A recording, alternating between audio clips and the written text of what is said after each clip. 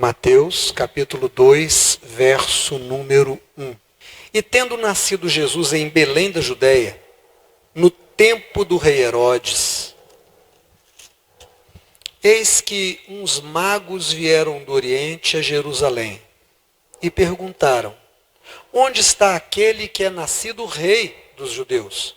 Porque vimos a sua estrela no Oriente e viemos a adorá-lo. E o rei Herodes, ouvindo isto, perturbou-se, e toda Jerusalém com ele. E congregados todos os príncipes dos sacerdotes e os escribas do povo, perguntou-lhes onde havia de nascer o Cristo.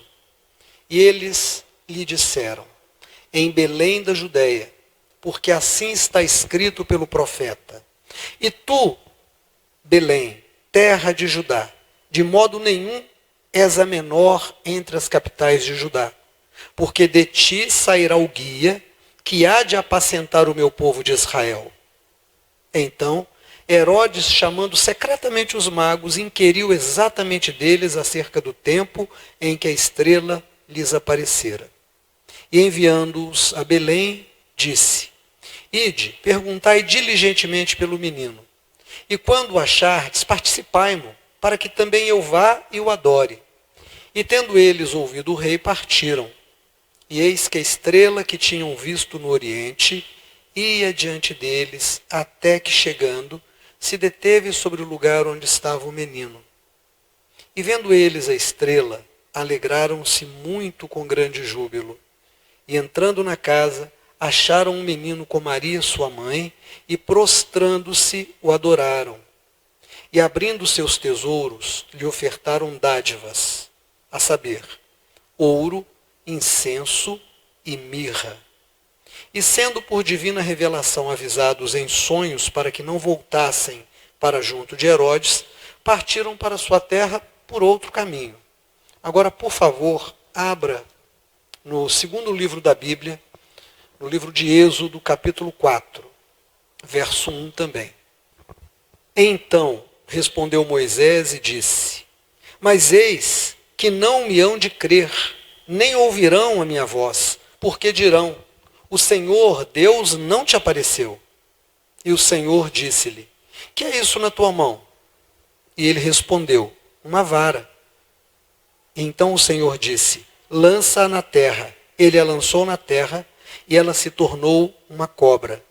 E Moisés fugia dela. Então disse o Senhor a Moisés: estende a mão e pega-lhe pela cauda. E estendeu a mão e pegou-lhe pela cauda, e tornou-se em vara na sua mão. Para que creiam que te apareceu o Senhor, o Deus de teus pais, o Deus de Abraão, o Deus de Isaque, o Deus de Jacó. E disse-lhe mais o Senhor: mete agora tua mão no peito. E quando ele atirou, eis que estava branca, leprosa. Disse então: torna a meter a mão no peito. E tornou a meter a mão no peito.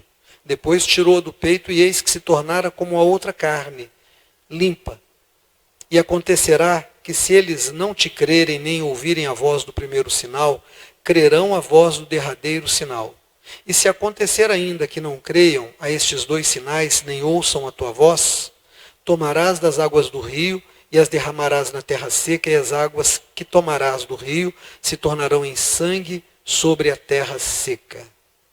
Então disse Moisés ao Senhor: ah, Senhor, eu não sou homem eloquente, nem de ontem, nem de anteontem, nem ainda, desde que tens falado ao teu servo, porque eu sou gago, pesado de boca e de língua. Disse-lhe o Senhor: quem fez a boca do homem? Ou quem fez o mudo, ou o surdo, ou o que vê, ou o que é cego? Não sou eu, Senhor? Vai, pois, agora, e eu serei com a tua boca, e te ensinarei o que has de falar. Ele ainda respondeu ao Senhor: ah, Senhor, envia por mão daquele outro a quem tu has de enviar. Então se acendeu a ira do Senhor contra Moisés e disse: não é Arão, o levita, teu irmão? Eu sei que ele falará muito bem, e eis que ele também sai ao teu encontro, e vendo-te se alegrará em seu coração. E tu lhe falarás e porás as palavras na sua boca. Eu serei com a tua boca e com a sua boca, ensinando-vos o que haveis de fazer. E ele falará por ti ao povo, e acontecerá que ele te será por boca, e tu lhe serás por Deus. Toma, pois, esta vara na tua mão, com que farás os sinais. Amém. Amém. Irmãos, eu tenho trabalhado aqui na igreja, de um tempo para cá, o conceito de prosperidade e o conceito de riquezas. A gente tem visto isso na escola dominical com mais tempo, até pela natureza do nosso encontro de manhã, que é um encontro de estudo bíblico, de troca de informações, de questionamento, de ponderação, de análise e conclusão. Então a gente acaba tendo mais recursos. Mas, a grosso modo, nós temos visto que prosperidade é o alcance da satisfação. Satisfação é aquilo que eu preciso. O ponto da doença, o ponto do desequilíbrio, é aquele que não atinge ou aquele que ultrapassa a satisfação. Então, por exemplo, você vai almoçar ou vai jantar. Tem um ponto em que você está satisfeito. Um pouco antes desse ponto, fica um pouquinho de fome. Não está bom. Um pouco depois desse ponto, você fica empazinado. Também não está bom. Quando você não alcança esse ponto da satisfação, você fica subnutrido, fraco, emagrece. Quando você ultrapassa, você fica supernutrido. E aí, isso que ultrapassou o ponto vai para o tecido adiposo e você engorda. Então veja, que nós somos feitos para alcançarmos a satisfação. Nós não precisamos muito de coisa alguma nessa vida. Precisamos do necessário. Satisfação e prosperidade são palavras sinônimas no linguajar da Bíblia. Então, quando se diz, uma teologia de prosperidade na Bíblia, sim, é a teologia da satisfação. Então, você precisa de uma casa, você precisa de uma ferramenta para trabalho, você precisa de roupa, você precisa de comida, você precisa de qualquer coisa. E essa coisa vem e supre a sua necessidade. Essa é a ideia bíblica de prosperidade. Mas não para aí, porque nós somos criados para sermos cooperadores de Deus. Nós somos chamados a viver o desenvolvimento da própria natureza humana. Então veja que nós já moramos em cavernas. Nós nos arrastamos de um lado para o outro, e os povos que têm civilizações diferentes da nossa, que vivem em contato mais íntimo com a natureza, como os nossos indígenas, ainda vivem desse jeito, de um lugar para o outro, conforme os ciclos da natureza. Então, quando a comida fica escassa num lugar, quando o regime da lua sobre as águas, sobre as sementes, faz com que não haja comida num lugar, eles vão para outro lugar, são nômades. Nós todos já fomos nômades, nós todos já fizemos esse tipo de coisa nos nossos ancestrais. Mas depois nós começamos a desenvolver outras tecnologias, nós começamos a desenvolver tecnologias de guardar alimentos, nós começamos a desenvolver tecnologias de produzir alimentos, e podemos então nos fixar. E nessa fixação nós começamos a desenvolver ainda mais. E hoje nós temos recursos que há bem pouco tempo atrás nós não tínhamos. Os mais velhos aqui, os mais novos com certeza não, mas os mais velhos sim. Visitando talvez um avô quando eram crianças, se lembram que havia a casa do vovô e o banheiro era uma casinha lá no fundo do terreno. Furava-se uma fossa, um buraco, colocavam-se 2 tábuas para que os pés ficassem ali, e aquele espaço do meio era para que os dejetos caíssem. Então quem usava a casinha ainda ouvia a coisa fazendo, chegava lá no fundo. Mas é verdade, os mais antigos, quem lembra desse tipo de coisa? Quem já visitou casas assim? Viu? Meinha, eu, Zé. Os mais novos com certeza já pegaram os banheiros dentro de casa. Irmãos, hoje nós temos tecnologias incríveis, mesmo dentro de um banheiro. Você passa a mão e um sensor capta o seu movimento e libera água numa quantidade necessária. Você não fica mais com uma torneira aberta soltando água. Você entra no ambiente, ele acende. Quando você sai, ele apaga automaticamente. Veja, tudo isto é um desenvolvimento que veio através de pesquisas, que veio através de muito trabalho intelectual, trabalho tecnológico, trabalho manual. E tudo isso foi financiado por dinheiro. Nós hoje temos recursos incríveis. Quando eu era pequeno e alguém sumia, principalmente os mais velhos, as pessoas diziam assim: a gente acha que ele está com aquela doença. Não falavam o nome. Tinham medo de falar câncer. E às vezes um nódulo que aparecia no seio não era notado. E aquilo virava uma metástase. E de repente explodia no corpo das pessoas. E quando elas morriam, morando num quartinho que se fazia para a pessoa doente, lá longe de casa, porque imaginava-se que isso pegava, que isso era transmissível. Quando aquela pessoa morria, pegava tudo que era da pessoa, colchão, roupa, e queimava. Nós nos desenvolvemos tanto que hoje nós temos equipamentos que são capazes de diagnosticar a doença ainda no começo. Nós temos capacidade de fazer uma cirurgia e extrair. Nós temos uma capacidade de tratamento fantástico. O Japão se tornou recentemente a 5ª nação do mundo que fez com que a sua tecnologia chegasse à Lua. Nós chegamos ao fundo do mar, nós desenvolvemos tecnologias de todos os tipos, e tudo isso vem através de muito dinheiro que sustenta cientistas, que sustenta doutores, técnicos, trabalhadores vários, e esse dinheiro tem um nome, chama-se riqueza. Então veja que tanto a prosperidade é importante, nós precisamos buscá-la. Eu preciso dizer: Deus, supra as minhas necessidades, porque Deus é, por excelência, o nosso mantenedor. Nós todos aqui somos alimentados por Deus. Quem você acha que coloca comida na sua mesa? Quem você acha que coloca comida na mesa de todas as pessoas do mundo? Das boas e das ruins, das que são do bem e das que são do mal. Deus, o mesmo Deus, sustenta todas as pessoas. Quem você acha que te dá um cobertor no frio? Quem você acha que te dá o remédio quando você aspira por ele numa necessidade, numa urgência? É Deus quem faz isso e faz por todos nós. Então devemos buscar a nossa satisfação em Deus, a nossa prosperidade. Mas o ser humano é feito colaborador de Deus. Nós não estamos aqui sem propósito. E quando a gente fala de propósito, eu preciso também voltar à escola dominical para que a gente se lembre do significado da palavra propósito. Propósito significa posto para. Posto com uma finalidade. Não há coisa nenhuma no mundo que não tenha um propósito, que não tenha algo que dependa dele.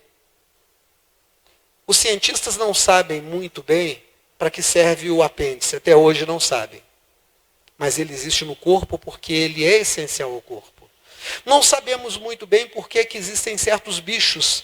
E a gente fica, às vezes, chateado. Por que Deus inventou um pernilongo? Por que Deus inventou uma barata? Por que Deus inventou... E a gente fala do bicho que normalmente a gente tem uma aversão. A gente questiona, mas quando você vai estudar biologia, zoologia, você percebe que aquele bichinho que você não gosta faz parte de uma cadeia ecológica. E se você tirar o elo que ele representa dessa cadeia, todo o equilíbrio é comprometido. Por exemplo, quando nós matamos as abelhas. E matamos as abelhas como? Jogando muito veneno nas plantações. Quando os aviões vêm, hoje os drones fazem isso, e jogam aqueles venenos nas plantações, não matam apenas as pragas que estão ali nos cachos de trigo, na cevada, no milho, mas matam também os outros seres que estão ali. Quando se queima a terra, mata-se uma infinidade de seres que estão ali. E esses venenos que se jogam, esse fogo que se coloca, mata-se, por exemplo, a abelha. E quando falta a abelha, não há mais a polinização. As plantas não conseguem produzir o seu fruto. E aí vai faltar para nós o abacate, vai faltar para nós o tomate, vai faltar tudo. O arroz vai faltar tudo. Porque são estes serezinhos que vão fazer com que haja a produção. E nós vamos morrer de fome. Então veja que nada é colocado no mundo sem um propósito. Você tem um propósito. Você não está nesse mundo sem um propósito. Ontem de manhã eu saí e logo cedo recebi a notícia de um sobrinho que rodou com o carro. E o carro dele estourou o pneu.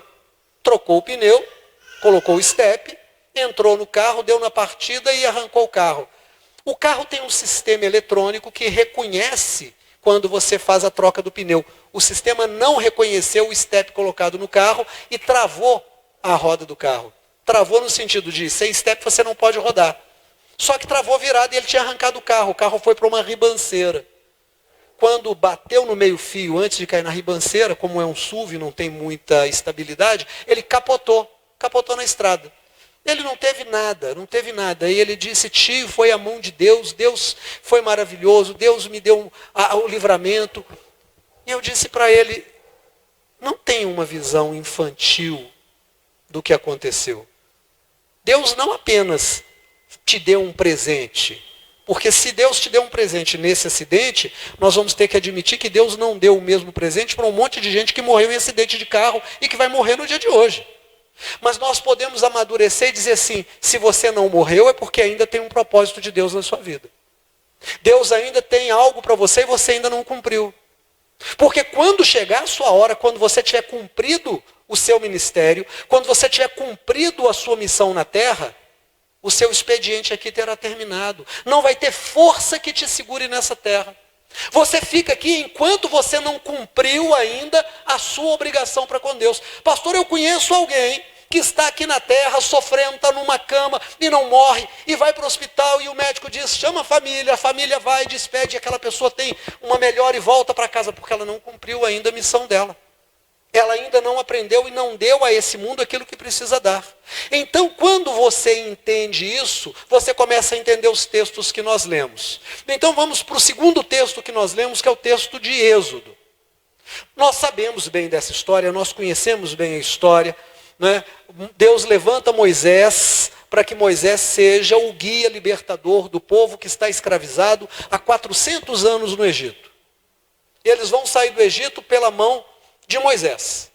Mas Moisés, ele ficou durante 40 anos cuidando de ovelha. Nesses 40 anos, 3/4, ou seja, 30 anos, ele ficou longe da família, ele ficou no alto das montanhas, cuidando dos rebanhos de seu sogro. Ele esqueceu como é que falava, ele esqueceu como é que era lidar com gente, ele envelheceu, ele ficou cansado, e ele já não tinha mais vontade de voltar ao convívio das pessoas no Egito, de onde ele saiu ainda muito jovem. E é nesse contexto que Deus o chama e o comissiona, que Deus o levanta e diz, você vai ser o libertador, desce, e seja o libertador do povo. E aí ele diz, Deus, eles não vão crer em mim. Eles não vão. Eu não tenho recursos para fazer isso acontecer. O propósito que o Senhor está dizendo para mim que tem na minha vida, eu não dou conta. Como que eu vou? Quando eu era jovem, quando eu era um guerreiro, quando eu era um militar, quando eu era um príncipe, quando eu tinha uma capacidade de retórica, de convencimento, eu não consegui fazer isso. Imagina agora, 40 anos depois, velho, gago. E Deus disse, o que é que você tem na mão? O que é isso na sua mão? Ele olhou e disse, é o meu cajado. Você sabe que cajado é aquela vara que o pastor usa. Ele vai com o seu rebanho, seja de ovelhas, seja de cabritos, seja do que for. Porque aquela vara serve para que ele escore quando ele vai descer no morro.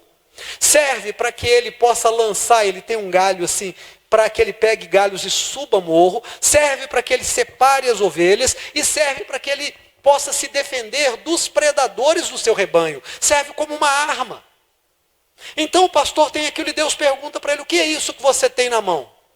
E ele disse, é um cajado. E o Senhor Deus diz, joga no chão. E quando ele joga, aquilo se torna uma serpente.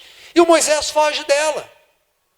E Deus diz, por que você está com medo? Estende a tua mão e pega pela cauda. E quando ele faz isso, ela se torna de novo o cajado. Irmãos, o que Deus está falando com Moisés? Primeiro Deus disse, eu tenho um propósito na tua vida. E eu quero dizer para você que me ouve nessa noite, Deus tem um propósito na tua vida. Se você acordou e se você chegou aqui, Deus te trouxe para que você ouça. Deus está apostando em você. Deus não deixou você acordar hoje, ficar vivo hoje, estar aqui hoje, para que nada aconteça. Você não veio aqui para passar tempo. Você não está neste mundo para passar tempo. Você está aqui porque Deus tem uma missão na sua vida. E enquanto você não cumprir essa missão, você vai ficar aqui. Você vai ficar aqui enquanto não fizer o que tem que ser feito. E aí você vai dizer, pastor, como é que eu vou descobrir a minha missão? Segunda coisa, Deus fala. O Deus que fez a boca fala, Deus fala com Moisés, acaso não fui eu que fiz o que fala e o mudo? Acaso não fui eu que fiz o cego e aquele que vê? Acaso não sou eu que faço cada pessoa do jeito que ela é? Porque eu tenho um propósito em cada vida. Você é como é porque Deus tem um propósito na sua vida. Você é muito especial. Não há mais ninguém nestes 8 bilhões de pessoas que hoje moram na Terra que seja igual a você. Nem 2 ou 3 pessoas que sejam gêmeas do mesmo óvulo univitelinas são iguais. São muito parecidas, mas não são iguais, porque não existem almas gêmeas, embora o Fábio Júnior tenha gravado uma música chamada, que ele fala almas gêmeas, mas isso é só na música, isso é liberdade poética, isso não existe. Você é alguém tão especial para Deus, e você é portador de uma missão, você é portadora de uma missão. Deus conta muito com você. E aí você vai dizer, pastor, como é que eu vou saber a minha missão? Primeiro, entre na presença de Deus. Se você não entrar na presença de Deus, Deus traz você para a presença dele. Como é que Deus fez? Moisés está lá achando que tinha fugido do mundo. Deus fez algo extraordinário. Um arbusto começou a pegar fogo, mas não se consumia, não acabava, não queimava. E ele chegou perto do milagre. E pode ser que você fuja de Deus até o momento em que Deus faça algo extraordinário na sua vida. Algo que vai deixar você completamente desnorteado e você só vai seguir para Ele. E você vai ouvir a voz de Deus. Deus vai falar tão claramente com você, meu filho, minha filha. Eu te criei, eu te amo, eu tenho te sustentado. Mesmo quando você não para me ouvir, eu continuo com você. E Deus vai ministrar ao seu coração e em algum momento Ele vai dizer, eu tenho um plano para você. E se você disser, Deus, mas eu não consigo realizar, não vejo em mim nenhum recurso, Ele vai perguntar, o que é isso que eu coloquei na tua vida? O que é isso que eu coloquei na tua vida? Sabe, mas tem gente que vive uma situação pior. Tem gente que não entende que Deus o chamou para se satisfazer, para suprir todas as suas necessidades, então não precisa ficar com medo de viver sem que as suas necessidades sejam supridas. Deus fez a fome, mas antes fez a comida. Deus fez o frio, mas antes fez o cobertor. Deus fez a distância, mas antes nos deu a capacidade de locomoção. Antes que a sua necessidade seja conhecida de você mesmo, Deus já tem o suprimento. O que você precisa é parar e olhar para aquilo que está na sua mão. É a terceira coisa que Deus fala com Moisés. O que é isso na sua mão? Sabe, irmãos, tem um psicanalista muito famoso que fez uma escola, ele é um alemão, chamado Carl Gustav Jung. Jung, ele disse uma coisa muito interessante que eu tenho meditado bastante. Ele disse, quem olha para fora sonha, quem olha para dentro desperta. Olha que frase fantástica. Quem olha para fora está no mundo da ilusão. E de repente você está precisando fazer alguma coisa, você sabe que Deus te despertou para que você seja um vencedor, para que você seja uma vencedora, e você não consegue vencer e você acha que o recurso está fora, está em alguém que vai te emprestar o dinheiro, está em alguém que vai entrar na sua vida, está na casa que você vai adquirir, está no carro, você ainda não entendeu que você está iludido. Porque quem olha para fora sonha. O recurso que você precisa já está em você. Então, quando você olha para fora e você acha que o recurso está longe de você, você começa a viver o mundo da ilusão. E quem vive na ilusão nunca tem nada, porque a ilusão é, por natureza, um nada. Mas quem olha para dentro de si desperta. É por isso que Jesus disse, não procurem o reino de Deus ali ou acolá. O reino de Deus está dentro de vós. Deus não está lá longe, Deus não está no altar, Deus não está no pastor, Deus não está na placa da igreja, Deus está dentro de você. Deus não é um Deus externo, Deus habita os nossos corações, Deus habita a nossa mente, Deus fala de dentro para fora com cada um de nós, Deus fala com o branco e com o preto, Deus fala com o rico e com o pobre, com o alto, com o baixo, com o sábio, com o mais simples. A voz de Deus se faz ouvir. Então quando eu olho para dentro, eu ouço de Deus, o que é que eu tenho posto na tua mão? A Bíblia tem falado para nós, e eu sei que você conhece a história, daquela viúva que corre desesperada porque seu marido havia morrido, e os 2 filhos que ela tinha com aquele marido estavam para ser tomados como escravos para o pagamento da dívida que o marido deixou. E ela, com medo, o medo natural de toda mãe, a mãe quer o melhor para os seus filhos, o contrário nem sempre é verdadeiro, nem sempre os filhos querem o melhor para os seus pais, mas os pais com certeza sempre querem o melhor para os seus filhos.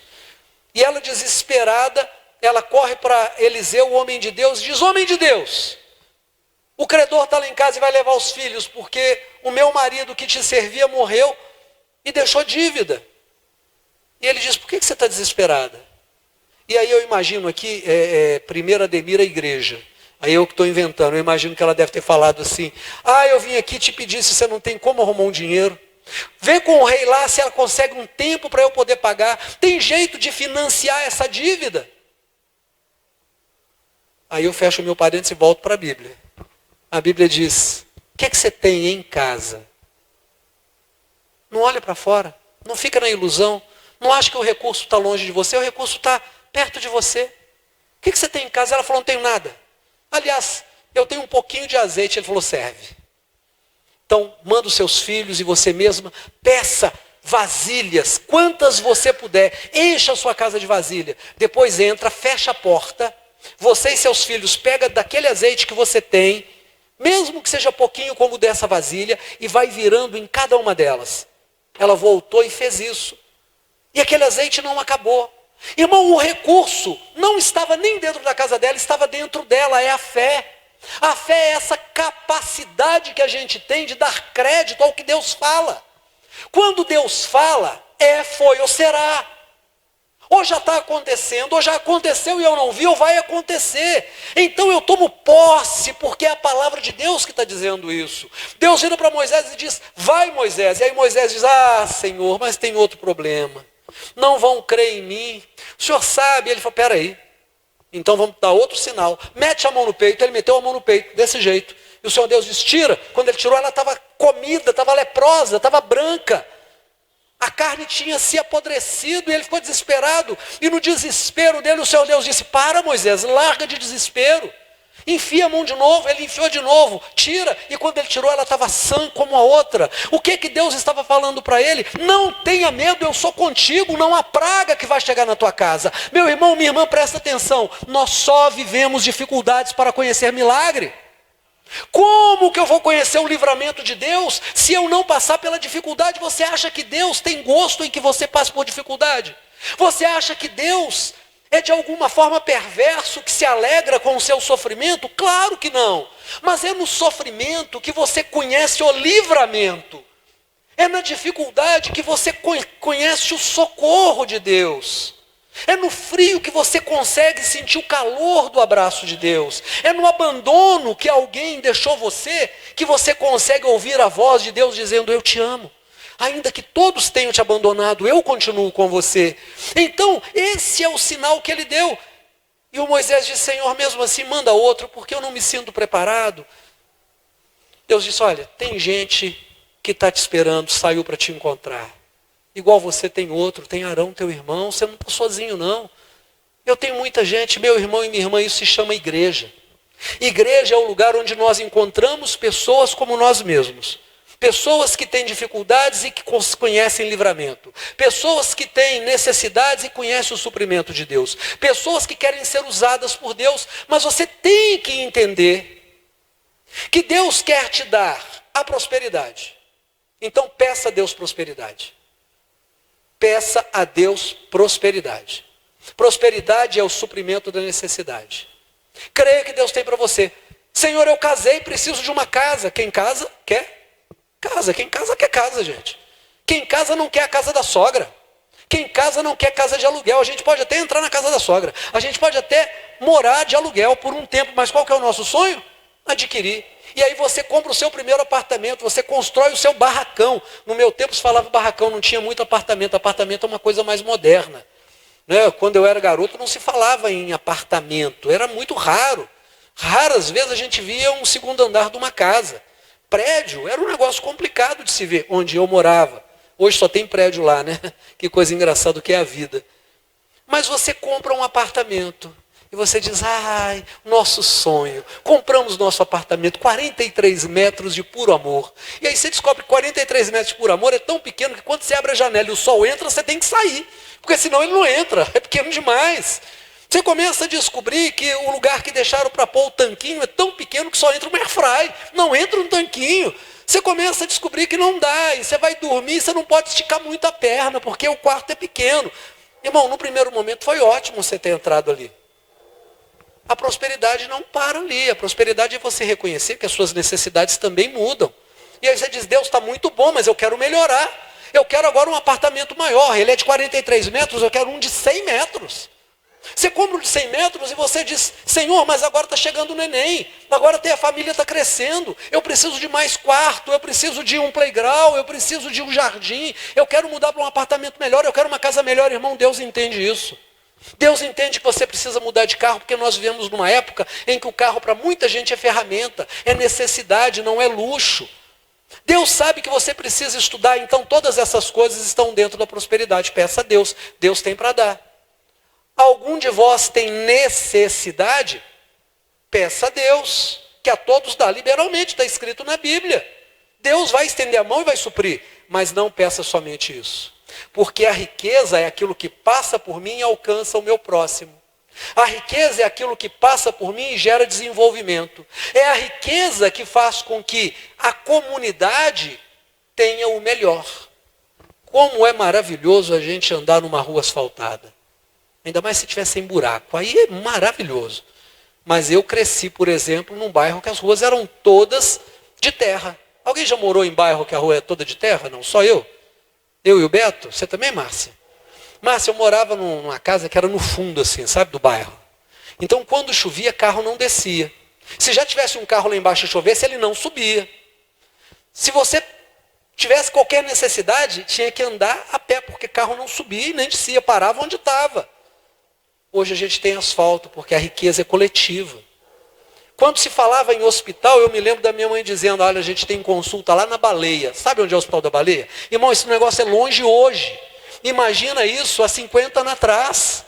Era muito mais longe, era uma viagem, era um ônibus bicudinho. Você pegava um ônibus, andava pra caramba, pegava um ônibus. O troço parecia uma tartaruga, um barulhão, um calorão. Chegava no centro, pegava outro, depois pegava outro. Chegava lá, tinha que pegar uma senha, esperar uma consulta, era uma coisa complicada. Hoje tem uma UPA no bairro, tem gente reclamando da UPA, tem gente reclamando porque tem um posto de saúde. Ah, eu não sou bem atendido. Ah, pelo amor de Deus, Deus tem te dado, o médico tem te dado, olha, trata bem o funcionário público. Ainda que você se sinta maltratado, devolva um bom tratamento para aquela menina que te atende, para o rapaz que te atende, que te dá informação, porque é algo maravilhoso você poder andar 2 quarteirões, 3 quarteirões, chegar numa UPA, chegar num posto de saúde. É bênção de Deus que vem, porque nós nos desenvolvemos. A riqueza que chegou na vida de alguns e ultrapassou esses alguns. Então hoje nós temos isso. Peça a Deus riqueza na sua vida. Peça a Deus riqueza. A riqueza não é sua. Ela passa por você para que Deus possa usar na vida do outro. Aí nós vamos para o primeiro texto que nós lemos. Qual foi o primeiro texto que nós lemos? Nós vimos, Jesus nasceu. Muito bom. Ninguém prestou atenção. Filho de pobre. Jesus, que é rei dos reis, não nasceu num palácio. Jesus, que é rei dos reis, não nasceu num berço de ouro. Nasceu num coxo onde animal comia. Nasceu numa estrebaria. Nasceu entre gente simples do povo. Jesus não foi cercado das pessoas mais ricas, mais finas, mais sábias, mas de gente simples, mas de coração puro. E aí Deus levanta uma estrela no céu que começa a brilhar diferente. E alguns estudiosos, porque a palavra mago, que é traduzida na Bíblia, e eu tenho certas reservas com algumas palavras, algumas expressões das traduções, porque a palavra mago é aquele, a palavra, a raiz da palavra é mágica, é aquele que manipula as artes mágicas. Não é? O Walt Disney, e quem gosta dos gibis do Walt Disney, né? Quem da minha geração deve ter lido muito, lembra de uma personagem do Walt Disney, que chama-se Maga Patológica. Vocês se lembram da Maga Patológica? Ela mora nos pés do Vesúvio e ela é uma bruxa. E ela é louca para tomar a moeda número 1, a moeda da sorte do tio Patinhas. Mas ela é uma bruxa. Mago. É isso, a tradução é ruim. Sabe quem eram estes magos? Eram astrônomos, eram cientistas, eram pessoas que estavam atentas ao movimento dos astros, não para fazer mapa astrológico. Eles não ficavam preocupados se alguém era de câncer com ascendência em escorpião, se alguém era de virgem. Não era isso não. Mas eles conheciam o movimento dos astros, sabiam dos planetas, sabiam do movimento que, acontecendo no céu, muda o regime das marés, a época de plantar, de não plantar. Eles eram astrônomos e eles viram algo extraordinário que apontava para uma determinada região. E eles começaram a estudar sobre aquela cultura. E quando eles descobriram que haveria um sinal no céu de que o Messias, o Rei dos Reis, o Senhor dos Senhores, o Salvador do mundo nasceria em Israel, eles foram para lá. E quando eles chegam lá e eles passam por Herodes, e eles passam por Jerusalém, e eles chegam em Belém, e eles descobrem o menino, eles entregam para o menino 3 coisas: ouro, incenso e mirra. Irmão, eu estou chegando no final da mensagem, tenha paciência comigo. Então presta atenção. Essa conversa que tem por aí, de que a religião não tem nada a ver com riqueza, isso é conversa do inimigo. Porque o que foi que eles levaram primeiro para Jesus? Ouro. Ouro. A riqueza desse mundo pertence a ele. O Salmo 24 é tão claro: do Senhor é a terra e a sua plenitude, o mundo e os que nele habitam. Ele é o Senhor do ouro, do diamante, Ele é o Senhor do cobre, Ele é o Senhor da pedra, Ele é o Senhor do mar, Ele é o Senhor da vegetação, Ele é o Deus da cachoeira, Ele é o Deus dos mares. Ele é o Deus que domina sobre todas essas coisas. E Ele é o Deus do ouro. Ele dá a quem Ele quer. Não é à toa que a Bíblia diz que quando o povo entrasse na terra prometida, Deus lhes daria força para adquirir riqueza. Por que Deus daria a eles força para adquirir riqueza? Porque riqueza passa pela pessoa e abençoa a comunidade.